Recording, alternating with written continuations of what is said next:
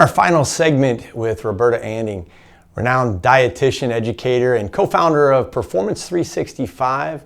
From pro locker rooms to college campuses, Roberta has been at the forefront of sports nutrition, helping athletes make smarter choices and build habits for long-term performance. We're going to shift in a little bit into some current trends and current thought processes that kind of overtake us. And we were talking in the break just about how everybody tries different things.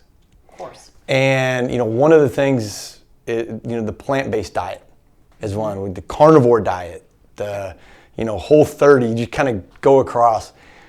What's kind of your thoughts about all of these different diets? And I'd be the first to admit I've tried a lot of them. Everybody tries.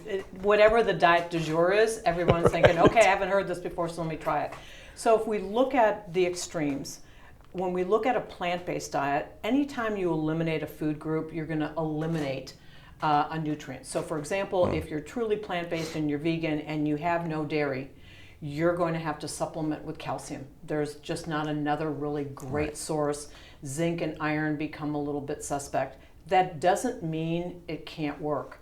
So when I was at the Texans, we had an athlete, Arian Foster, who had just a breakout year, and he became vegan. And the beauty of that was I was able to bring things into the cafeteria that I wasn't able to bring before because he became a cultural leader. He was a cultural leader. And the only thing he struggled with, it was a lot of food. 5,000 calories of plant-based food is a lot, and you can only eat so many nuts and seeds. And you have to supplement. You have to supplement. On the other side of the spectrum is individuals who are on carnivore diets. And when we look at those as a group, it's low carb. Right. It's the low carb people. And in the athletic world, if somebody is going to do low carb for, let's say, to cut some body fat, I'm not going to say it doesn't work. They can't do it during the season. Right. Carbohydrate is the fuel of exercising muscle. And everybody's tried to say, well, maybe we can get fat adapted, and the science isn't there yet. It isn't completely there. So for me, if that's something you really want to try off season, is the best time to do it. You can't play football on just protein only.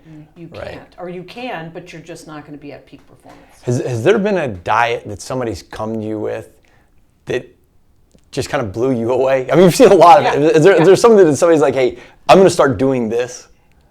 Well, it was a carnivore diet. I had a football player who came to me and said, this is the best thing ever. I need more protein. It's like, dude, you're already eating about twice the amount of protein that you need as a football player.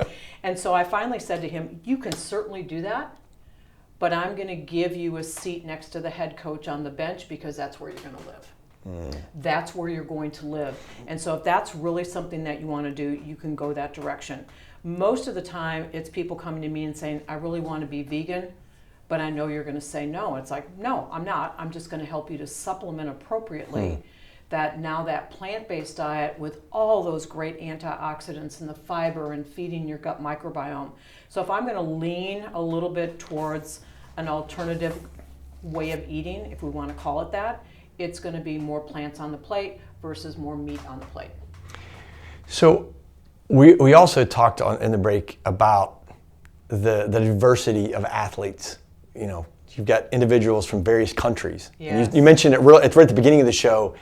How has the introduction, when somebody comes to a country, this even could apply to somebody that's traveling, Sure. On a vacation, that you're going to a different culture and you're having to eat that culture's food. How does that kind of thing? I mean, I think of all the Latin players that come from Latin America, come play Major League Baseball.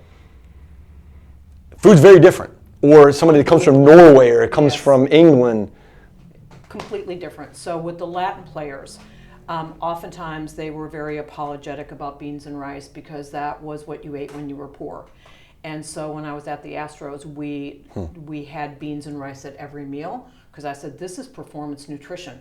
It's flat out performance nutrition. And so there was a buy-in from the whole team that there was going to be beans and rice at every meal. When it was my rice athletes, and I have athletes that come from all over the world, and that's why my opinion, rice is just such an amazing place. They were stunned at the amount of added sugar. Everything had to be sweet. Yeah. Everything had to be sweet. If you were going to eat yogurt, it had to have tablespoons of sugar. And it's like, can't I just get plain yogurt with no sweetener?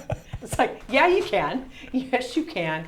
And that the adaptation was, I don't want to eat like an American. And rice has amazing food, Right. Unbelievably great food. But they would struggle with all the different sugary choices that American students were just so used to. So that to me is one of the best parts of my job, is how do I help someone adapt to the culture? And that also includes when they have to travel, if they're traveling internationally. So, you've worked with athletes at the highest level, obviously, but you also teach and work with young people. Yeah.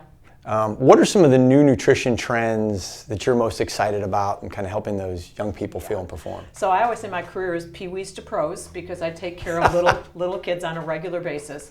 Their nutrition is dictated by their parents, right? So Right. if their parents are on Whole30 or a low carbohydrate diet, now all of a sudden sugar becomes the enemy. And so for children, let's say playing soccer, and let's say that 8-year-old is the starting center mid, and he or she is running up and down the field. They need a carbohydrate source. So yes, it could be oranges, yes, it could be bananas, but this is where people just get so overly concerned, my opinion, with using a fast-acting carbohydrate to fuel the body. So it's like, oh no, sports drinks? No, you got to use coconut water. Okay, coconut water, it's got some electrolytes in it, but it doesn't have any carbohydrate. Most of them don't have any carbohydrate to fuel the exercising muscle. So the trends I'm seeing are anti-carbohydrate coming from, and again, as a parent, if I'm watching my son run track, I don't need a sports drink. I don't need a pretzel. I need nothing, because I'm doing nothing. So the needs of your athletic children are different than the needs of mom and dad. Interesting. One of the other, I've seen it a lot on social media, is people talking about eggs. Yeah. I mean, I've probably seen more information or more talk about eggs than ever before. I love eggs. I eat eggs almost every single day. So I enjoy it, but why has that kind of been this new kind of trend? Well, we sort of ruined eggs, and I'll raise my hand as a dietitian. We sort of ruined eggs by telling people don't ever eat the yolk. Okay. And in reality, the yolk is going to contain B vitamins, and particularly a vitamin called choline that most people have never heard of before, but is absolutely needed for brain health. Okay. Absolutely needed for brain health. There are neurotransmitters in your brain, phosphatidylcholine. Choline is a big player. So eating the whole egg does make a difference. It's also an unbelievably high quality source of protein. And even though we've had blips on the radar, most of the time eggs are affordable. So for families that don't have a whole lot of financial resources, eggs become a really great source of overall nutrition. I absolutely love eggs, so it's a thing. When we were talking about, when I'm over in Europe a lot, there's bread. Yeah. I mean, I love bread. But it tastes so different here than it does when I'm in Croatia or another part of the world. Why is that? Because oftentimes when you're in countries like that value the quality of food. And I'm not saying we don't here in the United States, but we value convenience and taste here in the United States. Makes a lot of sense. Versus the food itself. So if I go to a bakery in Croatia and I buy bread, it's limited ingredients. I'm not going to find all the stabilizers and the rest of it, because it's designed to be eaten that day. Right. And if you wait a day or two, it's stale. It's stale, but the flavor and the difference is remarkable to me. It's remarkable to me. And that's where a lot of my international students will say, are there places in Houston that we can get bread like that? And it's like you have to go to an individual bakery, and you have to be willing to eat it the same day or make croutons out of it or something else if it becomes stale. But I think the value in many European countries is more on quality, and here we want something that's fast, quick, and easy. Amazing. I could talk about this stuff forever. Me too. Roberta, this has been an inspiring and really rich conversation. I want to touch base a little bit more in the last couple minutes on Performance 365. Yeah. How does your consulting group help others? We decided, the three of us, and it was Jen Ketterly, who was at UGA, Leslie, who was with the Kansas City Chiefs. We were sitting around one day and said, people should have access to professionals that have enough experience that we can address most problems and can do it in an effective and efficient way, where I might be able to craft a menu for a team in 2 hours. If somebody is brand new to the field, it may take them significantly longer. So we did all the initial work for the UFL, the USFL. We consult with high schools, other companies. We've done company work, consulting for companies that are trying to change a food culture. And that's sort of what our area of expertise is. So Leslie is much more creative. I tend to have that clinical brain. Leslie is so creative. I tend to be that clinical person, and Jen is a superb businesswoman. So the three of us, different personalities, different skill sets, but that's how Performance 365 came to be. That's awesome. Thank you again, Roberta, for joining us today and sharing your impactful insights on how nutrition drives performance, energy, and longevity, not just for pro athletes, but really for all of us. Her experience and passion are a powerful reminder that food choices we make daily can be a game changer in our own lives too.